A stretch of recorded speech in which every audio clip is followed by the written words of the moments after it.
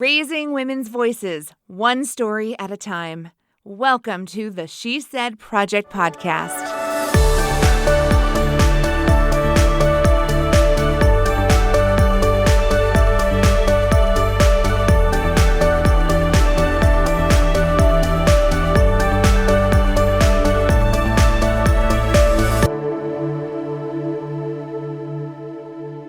It has been an amazing season so far on the She Said Project podcast. It is one of my favorite things to do, chatting with women who have already been on stage in a That's What She Said show, because Kerry, we know there's so much more. Oh my gosh, it's so great to do this because after every single show, I always think, I wonder what happened, or I have questions after I listen to their story. Like, wait, but what about? And today's speaker, her whole piece really touched me because when we were starting the That's What She Said show, I was turning 40. And I remember one of the things we kept saying, because this was not in our wheelhouse, any kind of theater work. And we kept saying, you're never too old to rewrite your script.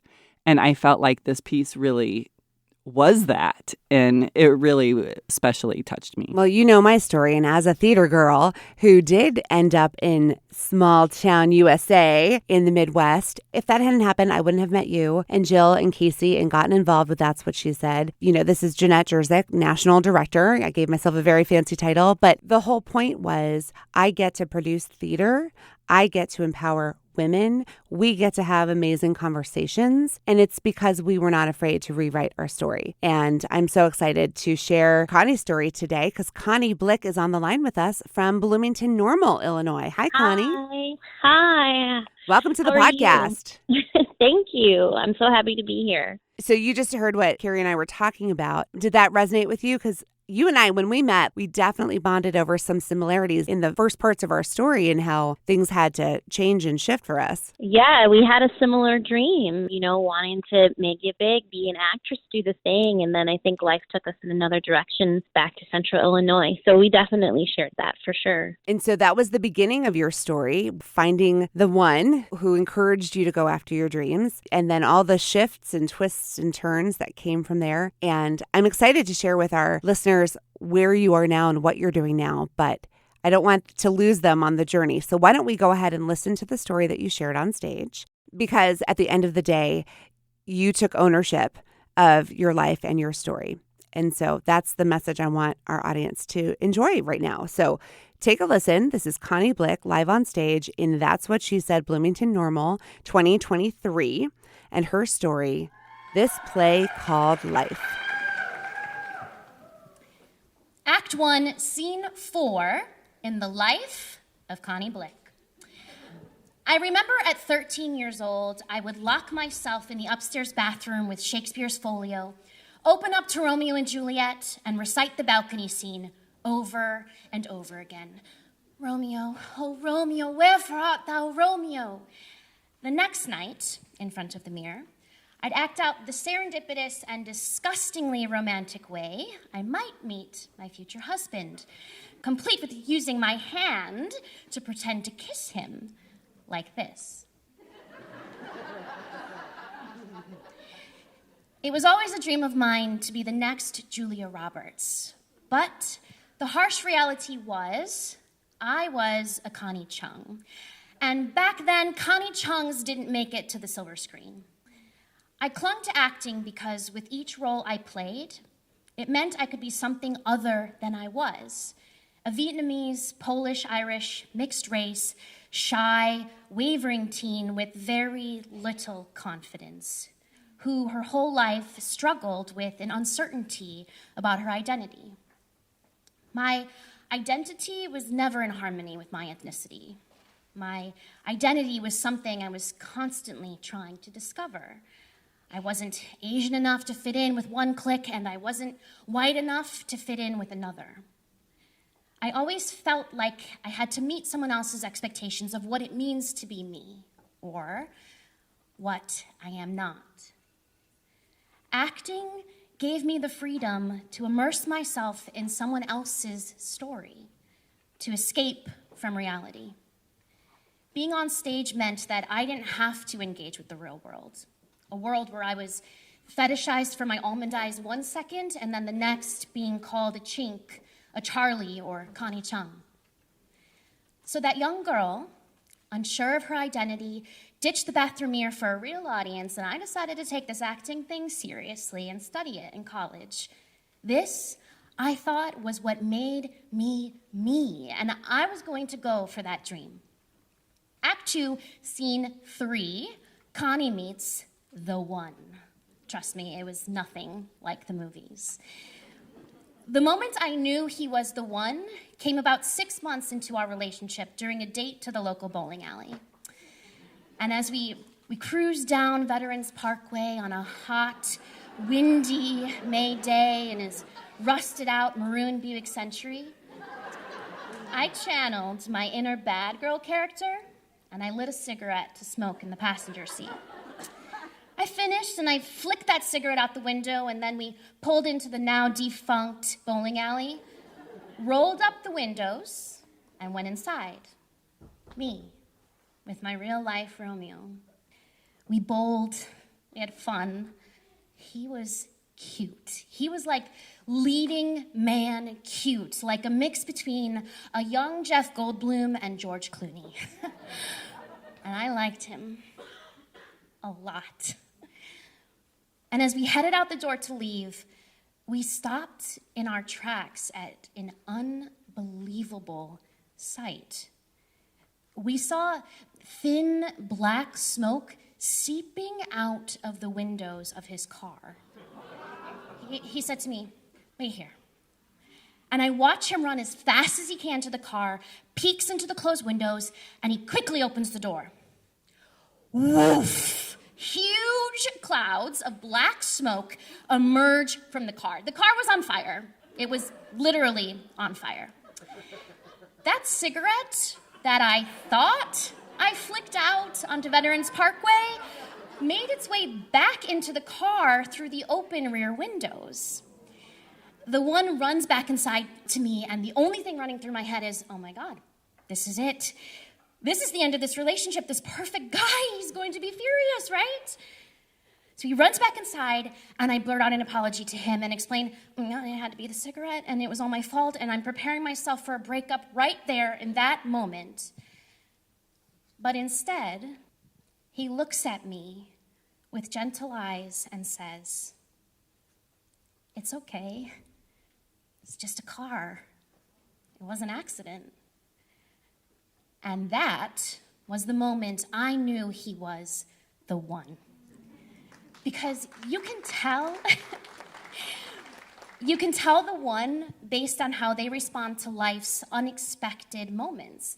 And instead of being angry and placing blame, he was calm and tolerant.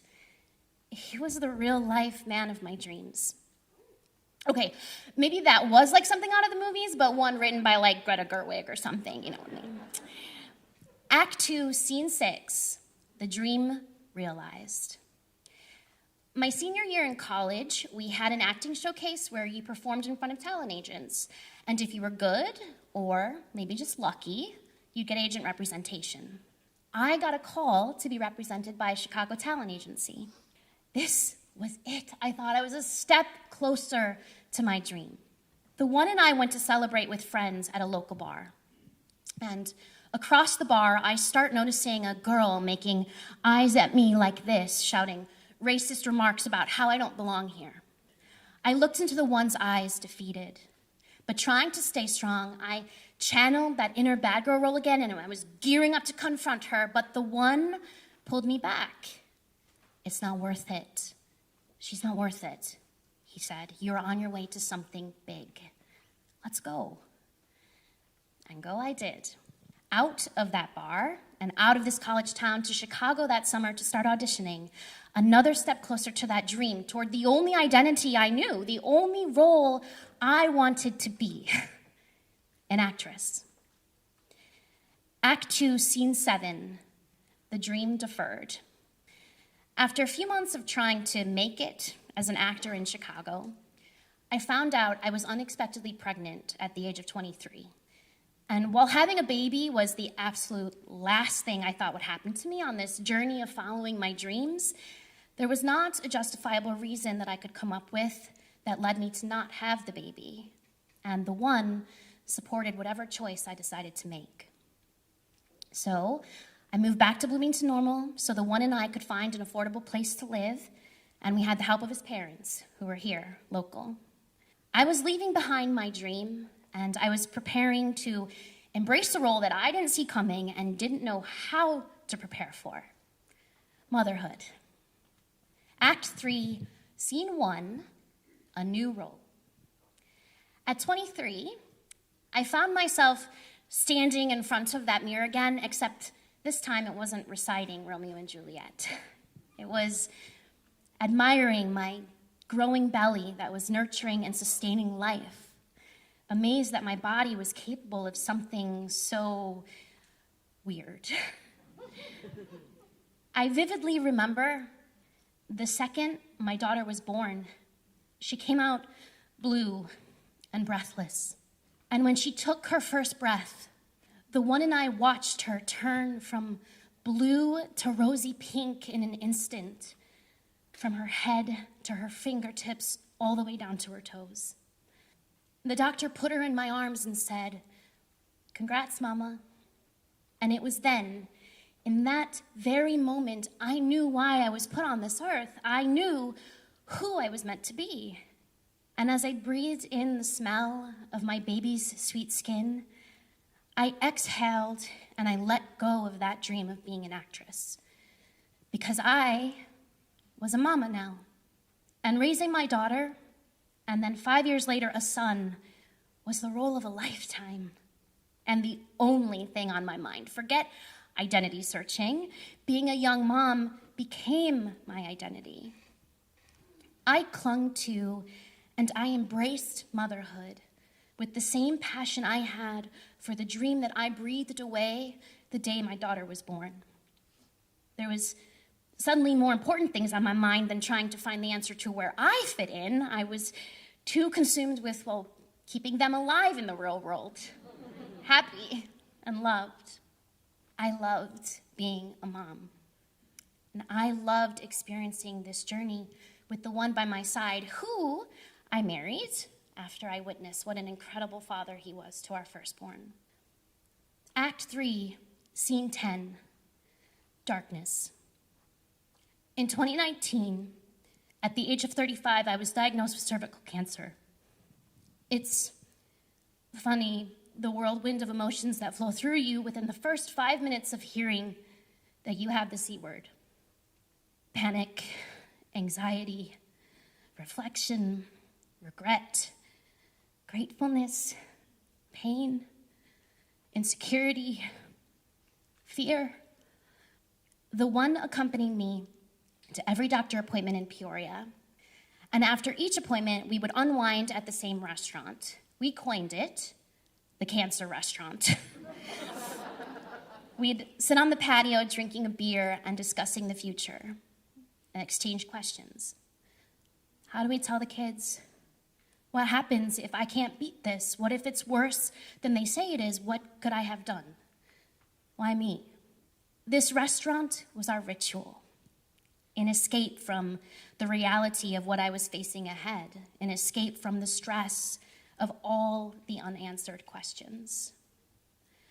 I learned that part of my treatment for the cancer meant the need to have a hysterectomy, and they would remove my uterus, cervix, and fallopian tubes.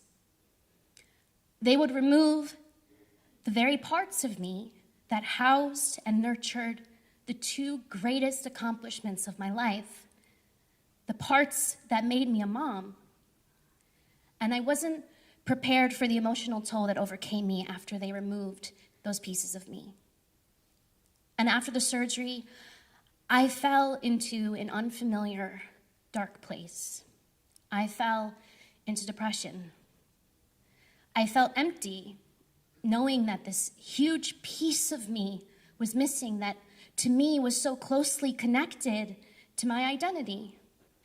Now when I found myself in front of the mirror again, staring at my reflection, I only saw the scars where they removed those pieces of me. I would run my fingers over them and feel ashamed and disgusted. worthless.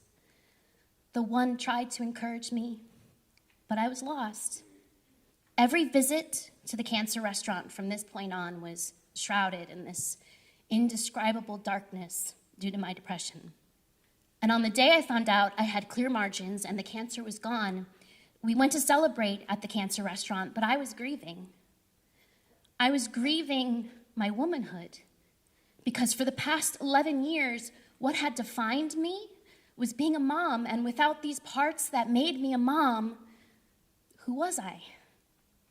A final follow-up appointment meant a final visit to the cancer restaurant.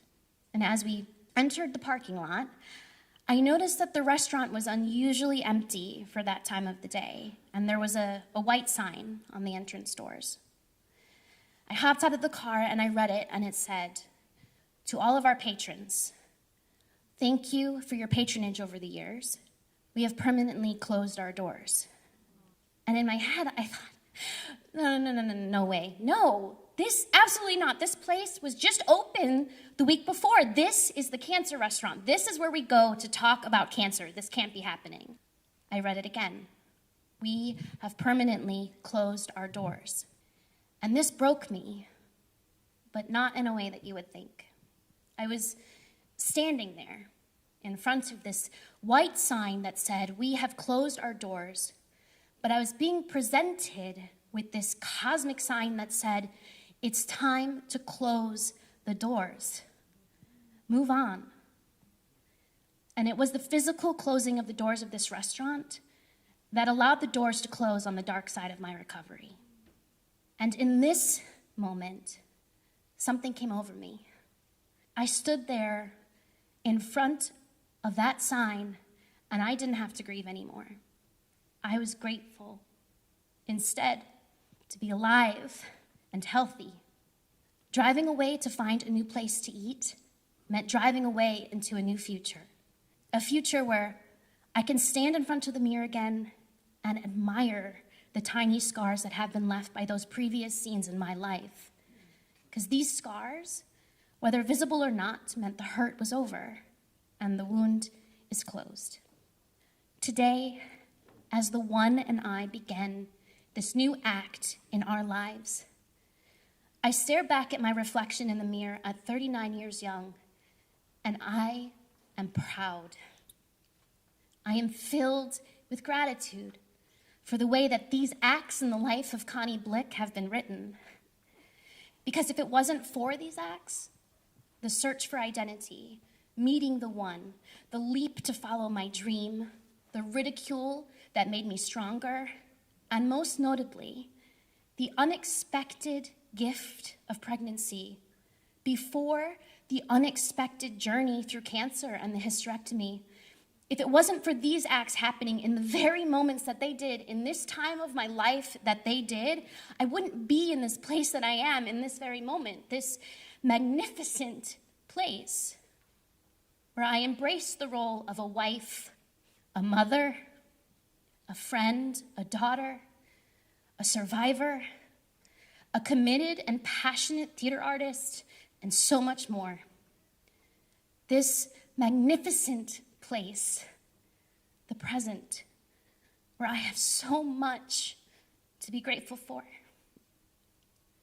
In this play called life, I hold the pen.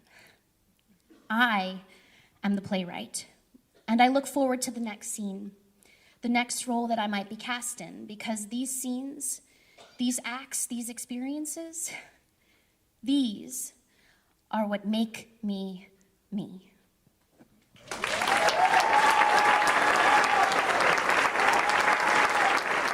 But at the end of the day, we are all the playwrights holding the pen. Kerry?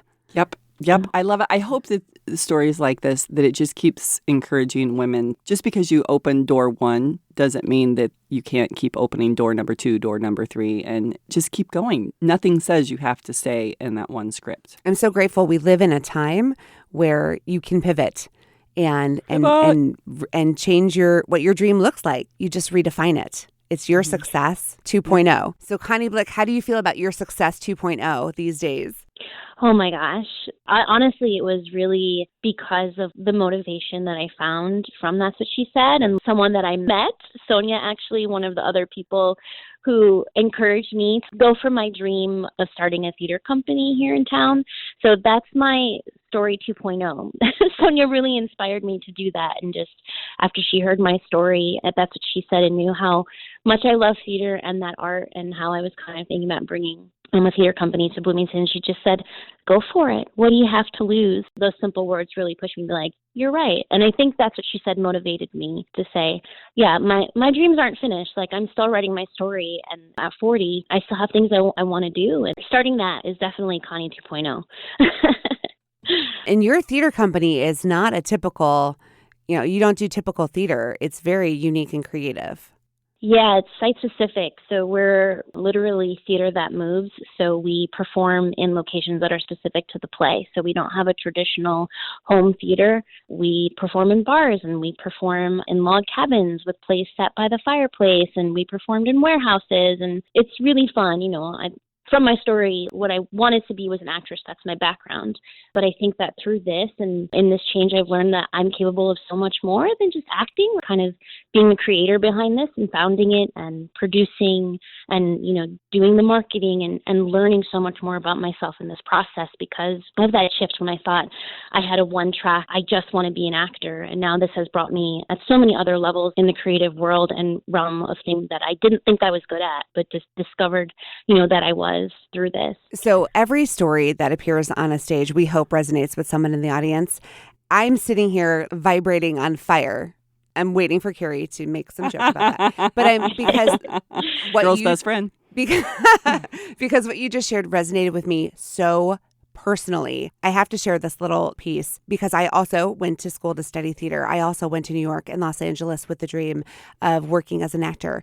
And I chose to come back to Champaign, Illinois when I married my husband, and I chose to start a family and to find another path. But there was a gray area. There was a gray time where it was unclear, and I was working in a real estate office, and my company at the time worked with an executive coach to help you find your purpose or find happiness and joy along the way in your company. And I have to say, I'm pretty impressed that they did that. But I used to refer to him as my court-ordered therapist because I was required to spend time with him. And throughout the process, I finally confessed to him that when I left Los Angeles, that I stopped talking about it with people because I would have to come to the point of the story where I didn't make it, where I gave up, where I failed, right? And he said to me one day, well, I don't think you were ever supposed to be an actor. And I got so angry. I was so upset. I was like, what are you talking about? It was my dream. It was the only thing I ever wanted. And he said, no, you are a creator. An actor is someone who regurgitates other people's words. You need to be in charge, at the helm, creating, producing. And I want to say it was even she said that we had this conversation. And I mean, I had to process the anger before I could really hear what he said. And oh my God, that's what I get to do every single day. I get to direct, I get to produce, I get to act as a therapist now sometimes, in these story development sessions. But my life is so fulfilling and so powerful. And when I look back on what I quote unquote gave up in Los Angeles, I can honestly say, I don't know that I would have been doing anything more, anything greater than I was when I left. But because I came to this community in Central Illinois and met the incredible, amazing, phenomenal women here that have these big ideas, and I also sometimes confess that it was because of my own discomfort that I was even open to what was possible. If I had been content enough, like I was when I lived in California, I don't know that I would have been open to a concept or, a storytelling event. What's that? It's a one-night show. Oh, but it's so much more. Mm-hmm. And now Connie Blick is in my life and Kerry is in my life. And I dare say hundreds of women are in my life because of That's What She Said. It's the old thing of unanswered. Thank goodness for unanswered prayers. Like Oh, gosh. And luckily, you had to go through some anger feelings and all of that. But you were, because of all of those things, you're able to just be killing it at what you're doing. Thank you for indulging me. This is supposed to be all about Connie, but it was too specific of a moment that I had to share. Yeah. And I think that also comes with age and maturity and experience. In retrospect, I wouldn't want to be anywhere else. My daughter came to see the show, and she's 16 now, and I talk about her, it was because I got pregnant and that, we came back here and everything, and that kind of stalled the dream. This was my new role, right, was now being a mom. She came and watched the show, and when I saw her after, she was in tears because she felt so guilty. She heard it and thought, it's all my fault, Mom. I stopped you from your dream happening because of me.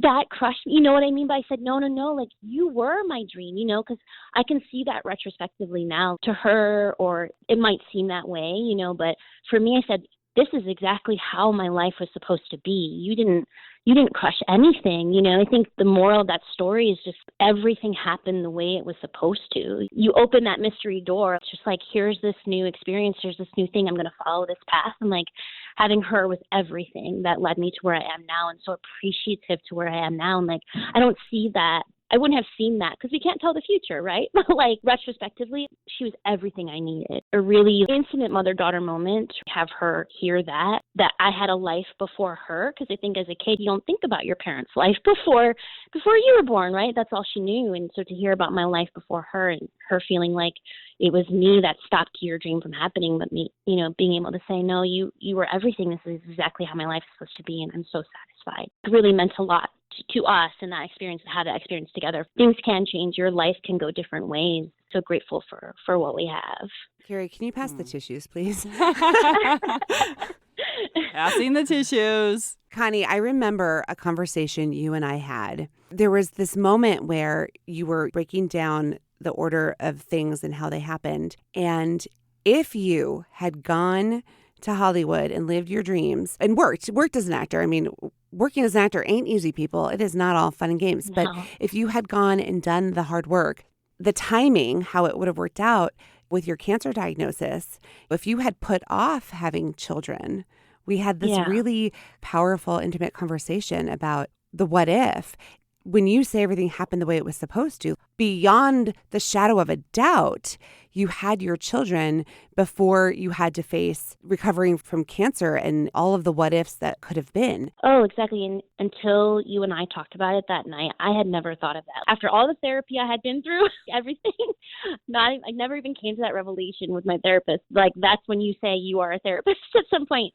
It's true. You really made me aware of that. And it made me be like, oh my God, yes. Like, if that didn't happen the way it was, I could have been at an age where I couldn't even have had kids because of the hysterectomy and losing that part. So the gratitude for my life really came through developing this story, because it was in that moment that we talked that I really realized there could have been a chance that I couldn't even experience motherhood, something that I loved so much. I didn't realize that until we talked that night. So yeah, I mean, it was heavy, it was deep, and discovered through this process.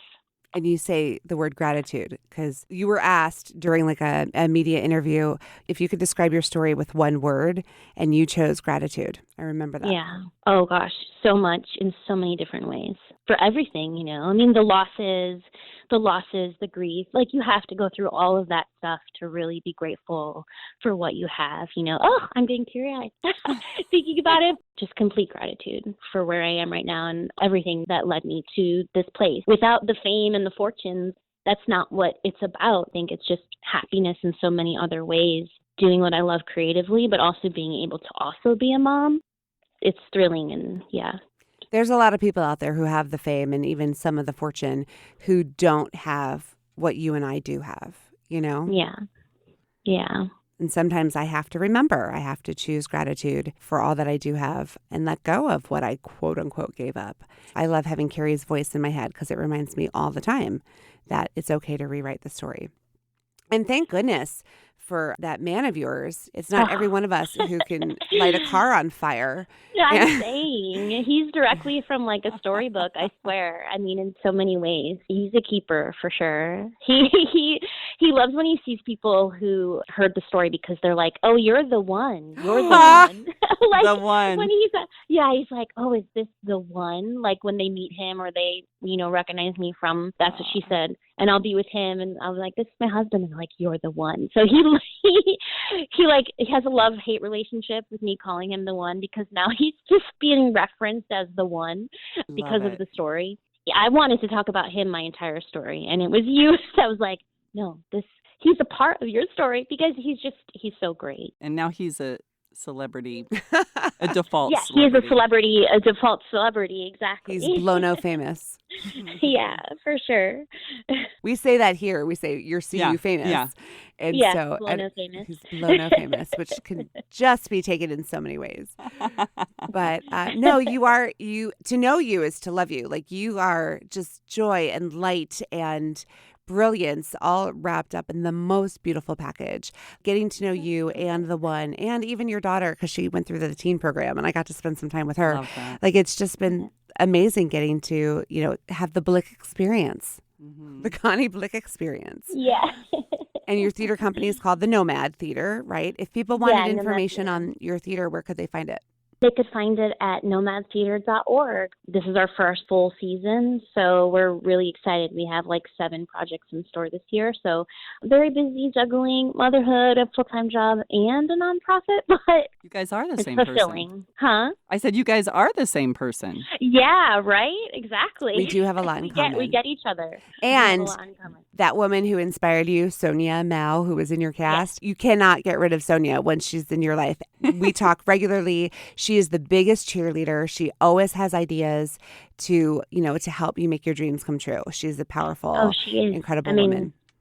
And just those few words from her, that just her saying, go for it, because she could just tell the passion, and you said, the community deserves this. The community deserves your idea. And to hear that, something so simple that she said, just really inspired me so much. And she's been so supportive of this, and just, she's amazing. And the She Said family is growing. And I got to tell you, I have so enjoyed the Bloomington community and the women that I've met there. It has been an absolute joy presenting the show to that community and working with the women there. So. It really is a sisterhood. You create such a supportive environment through the whole process. In the beginning, you're like, sure, that's what she said, sister. Okay, you know what I mean? But by the end of it, it's like, yes, you are a part of this, and it's something so special because there's so much vulnerability in one room, and you just feel so connected to these women from your year and even the years before. It's so amazing. So just really thank you for letting me be a part of it. It's a when you know moment. You do see women who've been on other stages, and there's you give them the wink. You're like, when you know. Yeah, and you don't know what they're talking about until you experience it, that really, this is something huge and major. And it really did change my life. I mean, I just felt so connected to so many people through it, and, catapulted me and inspired me to kind of continue with my passions. So. And now you get to go out and inspire others to be creative, to perform in unique places, and you're building something from the ground up. You are creating, and that is passion right there. So I'm so proud of you. I'm so proud to know you. I'm so grateful that you shared your story on the She Said stage in Bloomington-Normal, and we're going to keep it going. We're going to grow. We're going to do more shows. We love checking in with the ladies and our new friends on the podcast because we get to learn more and grow more together. So I want to thank our friends and our listeners and our supporters. I want to thank Sterling Wealth Management and Carl and Health Alliance for supporting our podcast through the years, and our partners in crime, Illinois Public Media. I want to thank Carrie Rosso, who in her busy life makes time to show up because it's important. And it's fun, and it is important. And this is an easy show up. This is so much fun. Thank you. So thanks to everybody. We appreciate you here on the She Said Project podcast. Thank you for listening to the She Said Project podcast in partnership with Illinois Public Media. All materials contained in the podcast are the exclusive property of the She Said Project and That's What She Said, LLC. For more information on our live shows, go to shesaidproject.com. This podcast was made possible with support from Carl and Health Alliance and presented by Sterling Wealth Management, empowering women to live their best lives.